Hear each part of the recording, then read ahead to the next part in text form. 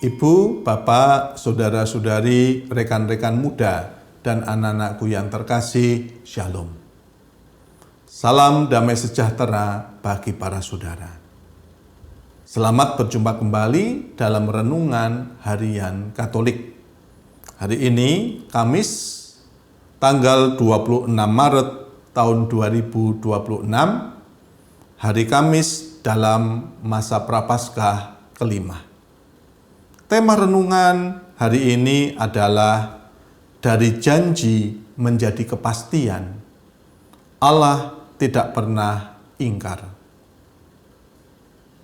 Para saudaraku yang terkasih, dua bacaan yang disuguhkan hari ini dari kitab Kejadian dan juga penginjil Yohanes berbicara mengenai satu hal yang kurang lebih sama, yaitu kesetiaan Allah kepada janjinya dan panggilan kita untuk percaya dan menuruti firman-Nya. Walaupun tidak mudah, terasa tidak masuk akal, bahkan ketika tampaknya hidup tidak berubah menjadi lebih baik. Nah, para saudara, mari kita merenungkan beberapa hal dalam poin-poin berikut. Yang pertama, Allah mengubah nama, Allah mengubah jalan hidup. Abram, seorang lelaki tua, tidak punya anak, tinggal di negeri asing. Secara manusia, tidak ada yang istimewa. Tetapi Allah menampakkan diri dan berkata, "Namamu bukan lagi Abram, tetapi Abraham. Engkau akan menjadi bapa sejumlah besar bangsa." Nah, Pak Saudara, kita bisa bayangkan bagaimana mungkin dia seorang lelaki tua, seorang kakek tua, istrinya mandul. Secara logika tidak masuk akal. Tetapi itulah cara kerja Allah. Ketika Allah membuat perjanjian, itu bukan sekedar janji manis, itu ikatan kekal yang mengubah identitas seseorang, nama baru, harapan baru, dan arah hidup yang baru.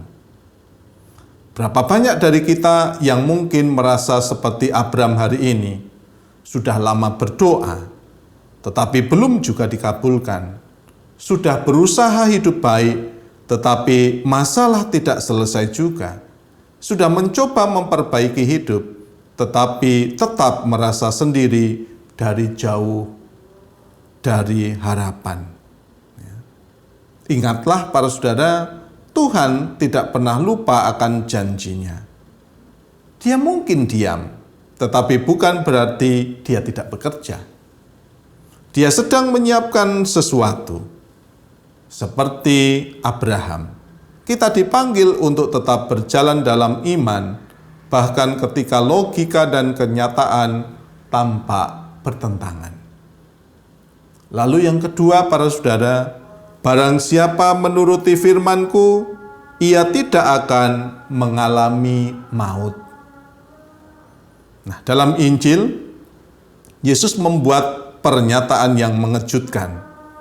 Barang siapa menuruti firman-Ku, ia tidak akan mengalami maut sampai selama-lamanya.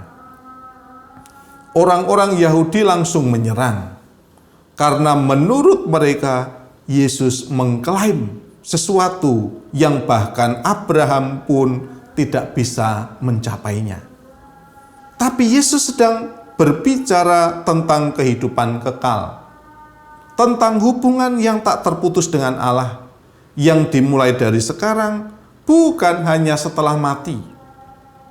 Menurut firman Tuhan, menuruti firman Tuhan, hidup dalam keintiman dengannya. Dan hidup seperti ini bukan hidup yang bebas dari kesulitan, tetapi hidup yang punya arah, punya kekuatan untuk berdiri ketika dunia runtuh sekalipun, dan punya damai bahkan saat badai melanda. Dan yang ketiga, para saudara, memegang kepastian perjanjian. Menjadi permenungan bagi kita, para saudara, apakah kita masih percaya pada janji Tuhan ketika doa kita belum terkabul? Apakah kita masih menuruti firman-Nya ketika hidup tidak nyaman? Apakah kita bersedia membiarkan Tuhan mengubah nama kita? Maksudnya mengubah cara pandang kita, cara hidup kita, dan identitas kita. Iman bukan soal tahu segalanya, tetapi soal percaya meskipun tidak tahu segalanya. Iman bukan soal melihat hasil sekarang, tetapi percaya bahwa Tuhan sedang bekerja, bahkan di balik layar kehidupan kita. Mazmur tanggapan hari ini berkata, selama-lamanya Tuhan ingat akan perjanjiannya. Itulah jaminan kita. Sekarang bagian kita adalah seperti Abraham, memegang perjanjian itu dengan setia, dengan sabar, dan dengan hati yang terbuka. Kita mungkin tidak sempurna, tetapi Tuhan tidak pernah gagal. Mari para saudara kita percaya dan hidup dalam firman-Nya. Karena seperti kata Yesus, sebelum Abraham jadi, aku ada. Artinya Dia lebih besar dari semua persoalan kita. Lebih awal dari semua harapan kita. Dan akan tetap setia bahkan ketika kita sedang goyah sekalipun.